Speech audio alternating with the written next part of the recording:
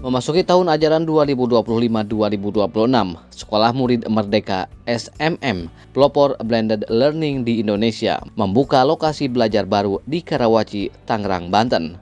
Langkah ini mencerminkan komitmen SMM untuk memperluas akses pendidikan berkualitas, sekaligus menjawab tingginya antusiasme masyarakat terhadap model pembelajaran berbasis blended learning di tanah air. SMM menawarkan kurikulum terpersonalisasi dan terakreditasi, rapor berbasis kompetensi dengan evaluasi rutin pada 12 kompetensi utama, serta teknologi blended learning management system yang canggih dan mudah diakses. Dengan jenjang pendidikan lengkap, mulai dari early year hingga senior year, SMM juga menyediakan program pembelajaran seperti tatap muka rutin dan program inklusi. Proses pembelajaran di SMM melibatkan murid sebagai subjek utama yang aktif menentukan tujuan belajarnya.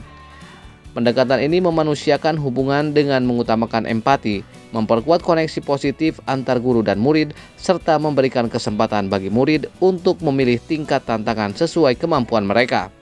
Dengan tambahan lokasi baru, SMM berharap dapat menciptakan pengalaman belajar yang lebih seru dan inovatif bagi siswa di seluruh Indonesia. Sekolah inovatif yang kita fokusnya adalah untuk kompetensi anak-anak di masa depan. Jadi kita nggak semata-mata ngejar anak-anak untuk bagus secara nilai angka, nilai ujian, tapi mereka akan fokusnya untuk menjadi pembelajar sepanjang hayat dan punya kompetensi yang penting untuk di masa depan. Oke, kita punya banyak banget pilihan program. Kita punya program tatap muka rutin, kita punya program daring rutin juga. Kalau yang tatap muka rutin ini anak-anak bisa belajarnya secara langsung di cabang SMM terdekat. Mereka boleh pilih, ada yang jadwalnya 3 kali seminggu, ada yang 5 hari seminggu gitu ya. Jadi sangat bisa disesuaikan, dan SMM ini sekolah yang sangat fleksibel untuk anak-anak gitu ya, karena punya banyak pilihan jadwal juga. Kemudian yang daring rutin, mereka juga bisa fleksibel belajarnya lebih banyak di rumah, tapi punya jadwal juga mungkin sebulan sekali atau sesekali mereka bisa datang ke cabang SMM terdekat.